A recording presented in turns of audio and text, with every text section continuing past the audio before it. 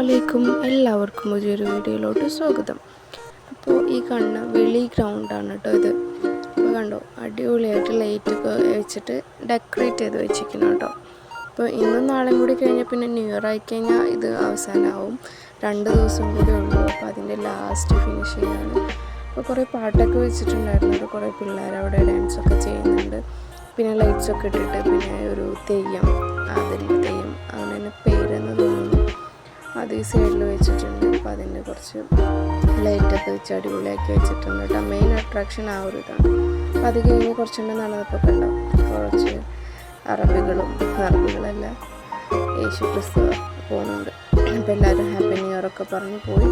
കാരണം ഈ ഒരു ഈ പാപ്പാനെയാണ് നമ്മൾ 31-ാം തീയതി നാളെ നൈറ്റ് ഈ നേരം ആകുമ്പോഴത്തേന് കത്തിയിട്ടുണ്ടാവും. അപ്പോൾ കത്തിക്കാൻ പോകുന്നു 12 മണിക്ക് കറക്റ്റ് കത്തിക്കും കേട്ടോ.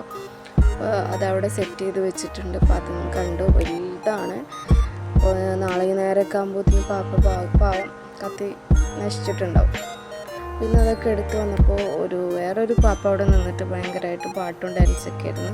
അപ്പോൾ കുറച്ച് നേരം നിന്നിട്ട് ആ പാട്ടും ഡാൻസൊക്കെ ഒന്ന് കണ്ടു.